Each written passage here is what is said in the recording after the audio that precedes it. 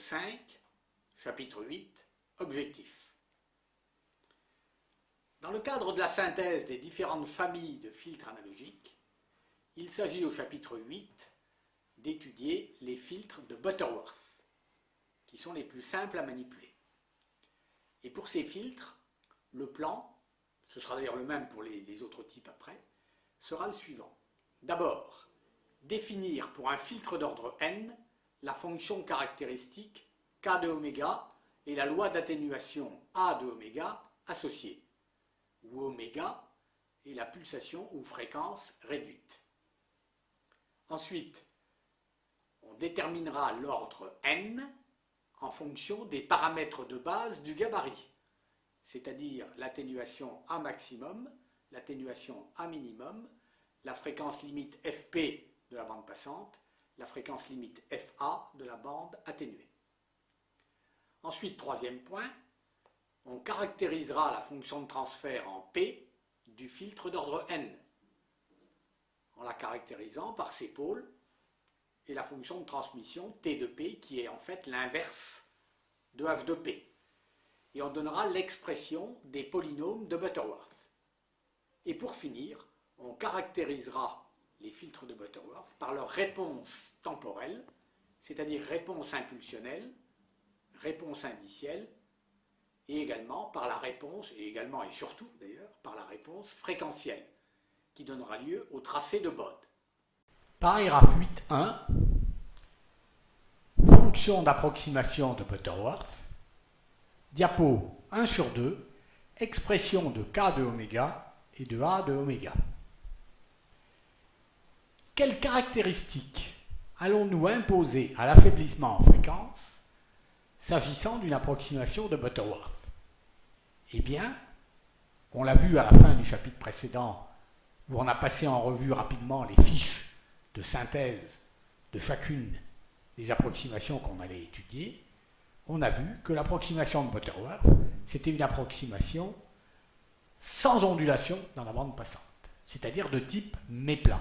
Courbe de réponse en fonction de oméga, plate, très horizontale, pour oméga petit, au voisinage de 0. Comment ça se traduit sur la fonction caractéristique, k de oméga, et sur la loi d'affaiblissement a de oméga?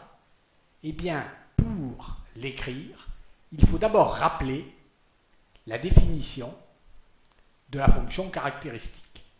Ce qui la lie, cette fonction caractéristique k de oméga, ou la fonction caractéristique normalisée, kn de oméga, ce qui la lie à l'affaiblissement a de oméga, qui est l'inverse du gain, c'est la relation qui est ici, qu'on a vu au paragraphe 7.6. A au carré égale 1 plus epsilon 2 kn carré. Kn de oméga étant la fonction caractéristique normalisée. Oméga, c'est la fréquence normalisée. Quand on prend comme référence la limite de la bande passante, donc c'est f sur fp ou oméga sur oméga p. Et on rappelle qu'en limite de bande passante, on a l'affaiblissement qui est maximum avec la relation A max carré égale 1 plus epsilon 2. C'est cette relation qui définit la constante epsilon, qui est petite par rapport à 1. Puisque l'on veut une approximation de type méplat, on veut une fonction caractéristique kn de oméga dont le maximum de dérivées partielles par rapport à oméga en oméga égale 0 soit nul. On va donc prendre kn de oméga égale oméga puissance n. Comme ça, elles seront toutes nulles, les dérivées, quel que soit leur ordre, elles seront toutes nulles en oméga égale 0. Et c'est bien la fonction normalisée, puisque pour oméga égale 1, on a bien kn qui vaut 1. Donc c'est bien l'expression normalisée, il n'y a pas besoin de mettre une constante de normalisation. Et je rappelle qu'on a pris ici oméga égale f sur fp. Donc f sur fp puissance n. On a l'expression de kn de oméga. En reportant ici, on en déduit l'expression de A2 de oméga. On a donc A2 de oméga égale 1 plus Si je dénormalise la fonction Kn, je vais avoir la constante epsilon qui va apparaître, 1, tel que défini au paragraphe 7.6, 1 plus epsilon 2 oméga puissance 2n, égale 1 plus epsilon 2 f sur fp puissance 2n. On a bien pour oméga égale 1, A2 de 1 égale 1 plus, donc pour oméga égale 1 c'est f égale fp, 1 plus epsilon 2, qui est égal à max carré. Et A max carré, c'est bien la valeur de A pour f égale fp, en limite de bande passante. C'est à ce moment-là que l'affaiblissement est maximum. On va maintenant faire un changement de fréquence de référence. Au lieu de prendre comme fréquence de référence, comme on l'a fait jusqu'ici, fp, on va introduire comme fréquence de référence fc, fréquence de coupure, sous-entendu à 3 dB. Parce que pour f égale fp, l'affaiblissement ne vaut pas 3 dB. On sait que pour f égale fp, l'affaiblissement vaut A max. Et A max n'est pas forcément égal à 3 dB. Donc fp n'est pas la fréquence de coupure à 3 dB en général. Eh bien, appelons fc la fréquence de coupure à 3 dB. J'aurai à ce moment-là, pour f égale fc, il faut que j'ai un affaiblissement qui vaille 2. A de fc doit être égal à 2. Pourquoi 2? Parce que 2 correspond à 3 dB. 20 log de 2, ça fait 3. Donc j'aurai A de 1. Alors 1, c'est pour f égale la référence, qui est maintenant fc, qui sera égal à 2, alors que tout à l'heure, il était égal à 1.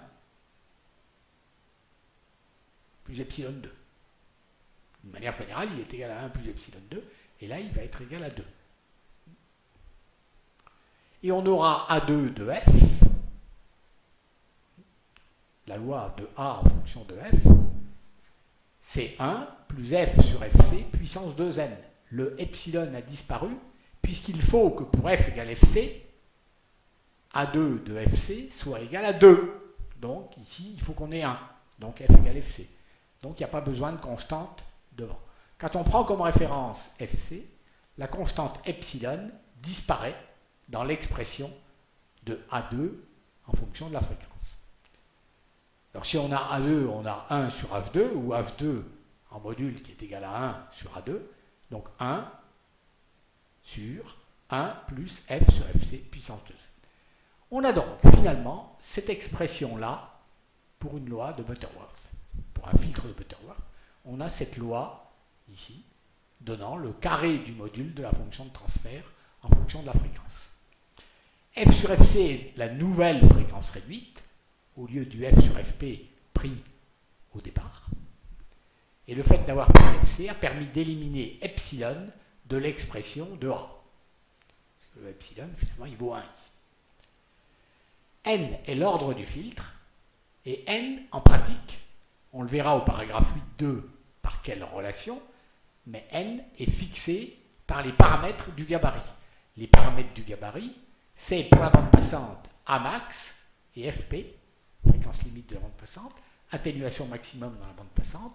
Alors au lieu de A max, on peut donner epsilon, puisque A max carré égale 1 plus epsilon 2. Et pour la bande atténuée, c'est l'affaiblissement A min, minimum en bande atténuée, et la fréquence limite de la bande atténuée, FA. Toujours paragraphe 8.1, diapo 2 sur 2.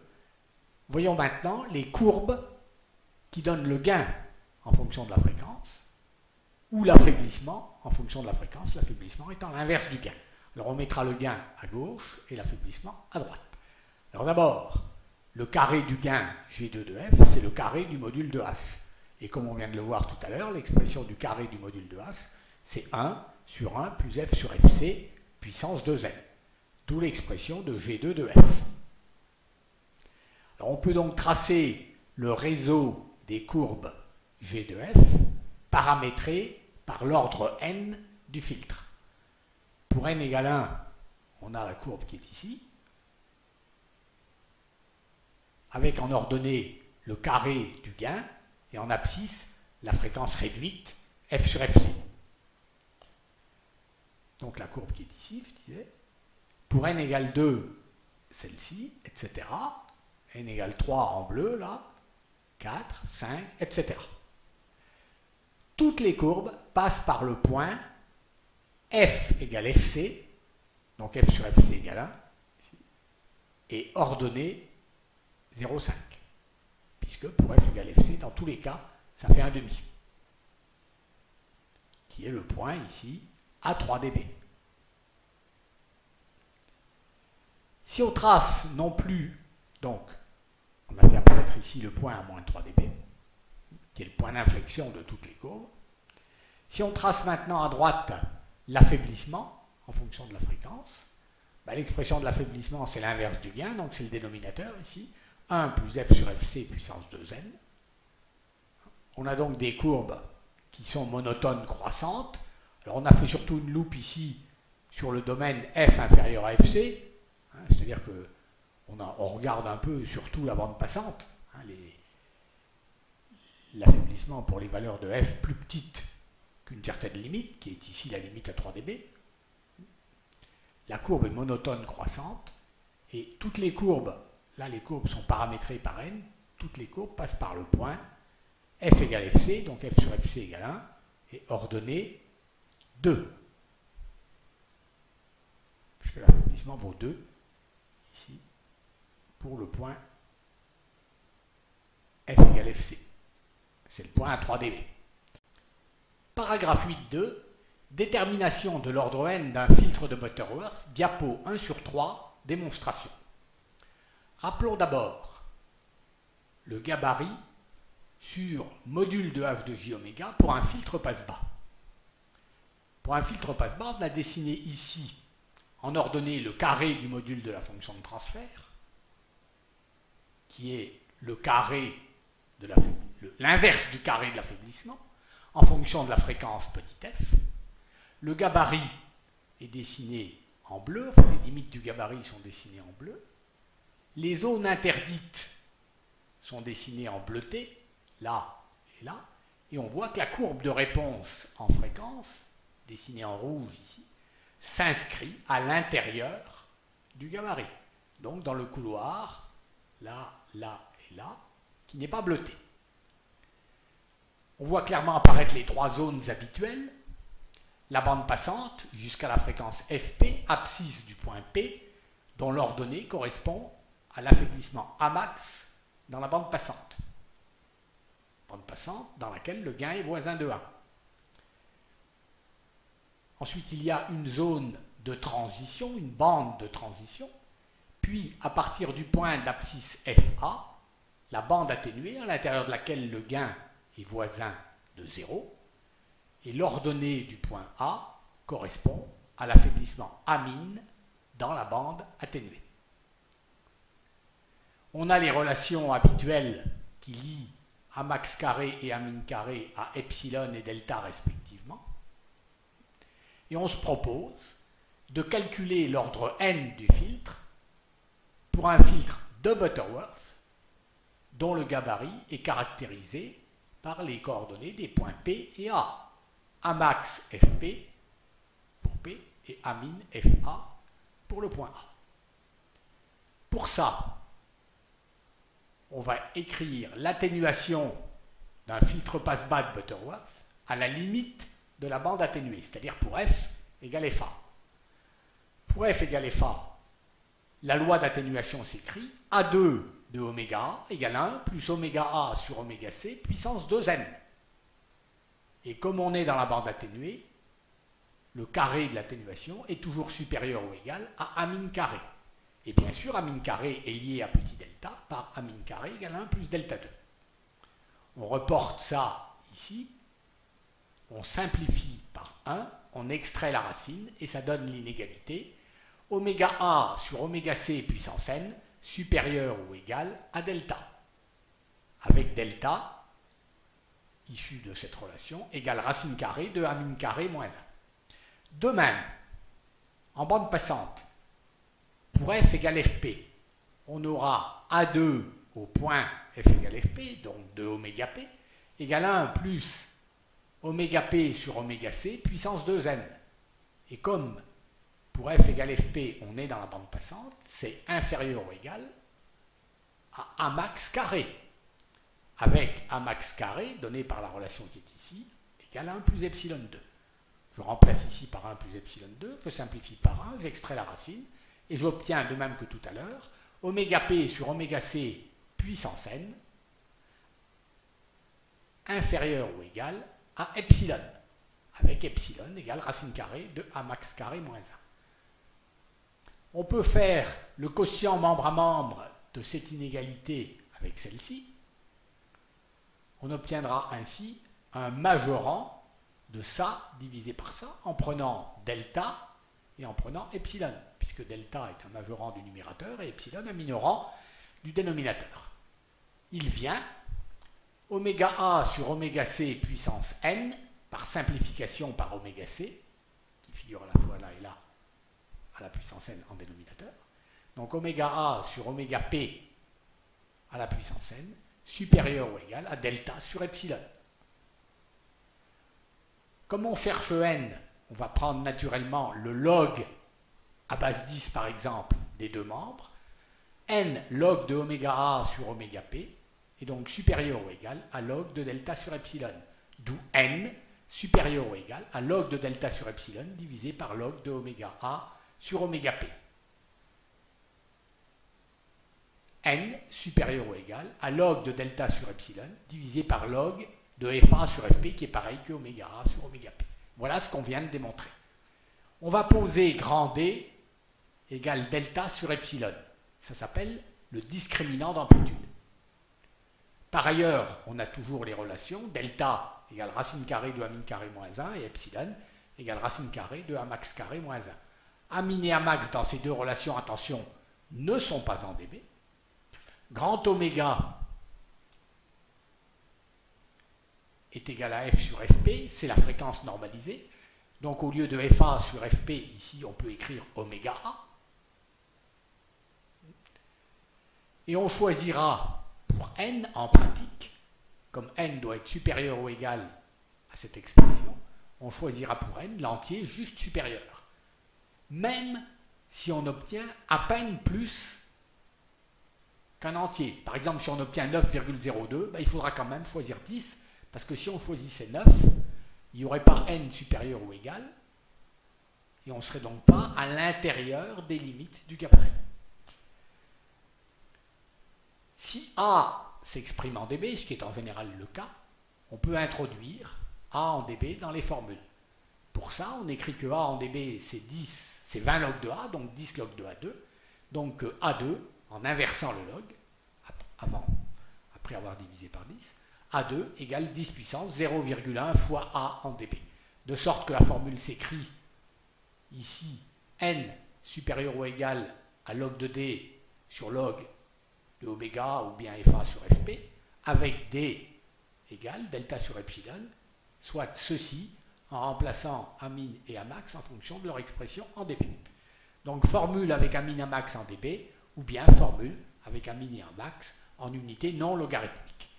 Un exemple d'illustration, qui sont les valeurs qu'on a déjà prises pour un calcul précédent, A max égale 1 dB, A min égale 40 dB, et FA sur FP égale 1,3.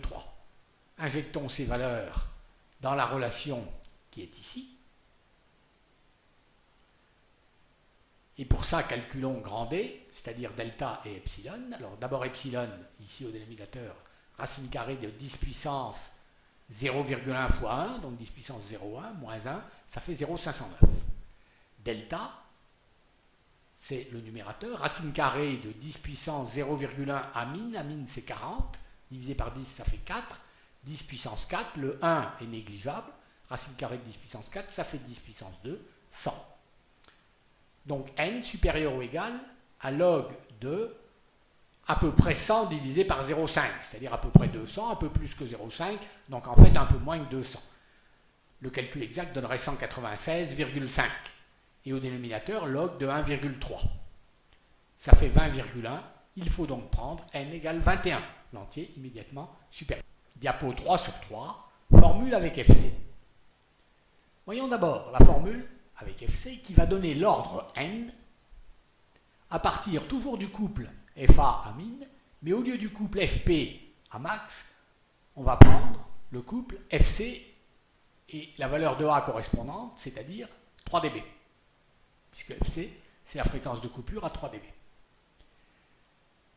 Pour F égale FA, la loi d'atténuation du fil de Butterworth d'ordre n donne A de j oméga A modulo carré égale 1 plus oméga A sur oméga C puissance 2n. Et comme on est avec F égale FA dans la bande atténuée, c'est toujours supérieur ou égal à A min carré, parce que c'est le carré. Et A min carré, c'est 1 plus delta 2. On obtient donc, en simplifiant par 1 l'inégalité, et en extrayant la racine carrée, l'inégalité oméga A sur oméga C puissance n supérieure ou égale à delta. Soit, en prenant le logarithme à base 10 des deux membres, n log de FA sur FC supérieur ou égal à log de delta, soit n supérieur ou égal à log de delta sur log de FA sur FC, où delta est relié à A min par la relation bien connue maintenant. On peut traiter un exemple pour illustrer cette formule, qu'on prend être l'exemple de l'exercice 6, pour lequel on a FA sur FC égale 3 et A min égale 50. Calculons n. On a n supérieur ou égal à log de delta, donc log de racine carrée, donc 1 demi log de quoi? Eh bien, de A min. A min, c'est 10 puissance 5. Le 1 est négligeable par rapport à A min carré. Donc 1 demi, log à base 10 de 10 puissance 5, log à base 10 de 10 puissance 5, c'est 5. 1 demi, ça fait 2,5. Divisé par log de 3, c'est-à-dire 0,477, ça fait 5,24. Il faut donc prendre n égale 6. Voyons maintenant, deuxième partie de la diapositive, dans les formules avec FC, la formule qui donne la fréquence de coupure à 3 dB, donc FC, une fois n fixé. C'est-à-dire que n est supposé avoir été calculé par les formules qu'on a vues précédemment. Et maintenant, on cherche à calculer FC. Il faut pour ça faire une hypothèse sur la courbe de gain par rapport au gabarit. Alors revenons à la figure 2 diapos avant qui donne le gabarit. Ici. Le gabarit a ses limites bleutées, ici. Il est caractérisé par le coin P et le coin A. Le point ou le coin P et A. P d'abord. P a pour abscisse FP, fréquence limite de la bande passante. Et l'ordonnée de P est liée à A max. Le point A, quant à lui, a pour abscisse FA, début de la bande atténuée, et son ordonnée est liée à A min. La courbe de réponse en fréquence du filtre, qui est la courbe en rouge, doit se situer dans la zone qui n'est pas bleutée, pour être à l'intérieur du gabarit. Par conséquent, elle passe soit exactement en P, soit légèrement au-dessus, ici, soit exactement en A, soit légèrement en dessous, ici. L'hypothèse qu'on va faire, c'est qu'en faisant la synthèse du filtre, on va prendre le filtre dont la courbe de gain touche le gabarit juste en P. Voilà. Hypothèse plus fréquente que de prendre le gabarit qui touche en A. Poursuivons donc avec cette hypothèse le calcul en revenant à la diapo 3 sur 3. Si la courbe de gain touche le gabarit en F égale Fp, c'est qu'on a pour oméga égale oméga P, A2 de oméga P qui est égal à A max carré. Et par ailleurs, A max carré est égal à 1 plus epsilon 2. De plus, on a toujours loi d'atténuation d'un fil de Butterworth d'ordre n en F égale Fp, A2 de oméga P égale 1 plus oméga P puissance 2n. Oméga P, c'est la pulsation réduite. Quand on prend comme référence la fréquence de coupure à 3 dB, puisqu'il n'y a pas de constante de normalisation ici devant. Donc oméga P égale Fp sur Fc. On peut, en écrivant que ceci égale cela, puisque tous les deux sont égaux à 2 de oméga p, simplifier par 1, extraire la racine, on obtient epsilon égale oméga p puissance n. Epsilon égale oméga p puissance n. Soit oméga p égale epsilon puissance 1 sur n. Et par ailleurs, on vient de dire que oméga p, c'était fp sur fc. On a donc fp sur fc égale epsilon puissance 1 sur n, soit fc égale fp epsilon puissance moins 1 sur n, où epsilon est lié à Amax par la formule habituelle. Un exemple pour illustrer cette formule. Prenons l'exemple qui a servi tout à l'heure à calculer l'ordre d'un fil de Butterworth, pour lequel on avait Amax égale 1 dB. Et on avait trouvé n égale 21. Amax égale 1 dB correspond à epsilon égale racine carrée de 0, fois 1, donc 10 puissance 0,1 moins 1, ce qui donne, tout calcul fait, 0,509. On obtient donc, en utilisant la formule qui est juste au-dessus, fc sur fp égale epsilon, c'est-à-dire 0,509, exposant puissance moins 1 21e, ce qui donne 1,03. fc est donc légèrement supérieur à fp, alors c'est normal, puisque pour f égale fp, on a une atténuation de 1 dB. Pour avoir une atténuation plus forte, il faut aller au-delà de fp, et on a 3 dB pour un petit peu plus. Le un petit peu plus, on vient de trouver que c'était 1,03. Fin du cours 5, section 1 sur 3. Ceci termine la première section du cours numéro 5 sur les filtres polynomiaux de Butterworth, chapitre 8. À présent 5 à 10 minutes de pause pour les commentaires et les questions sur cette première section. On abordera ensuite la deuxième section qui est relative à la fonction de transfert, ft, des filtres de Butterworth.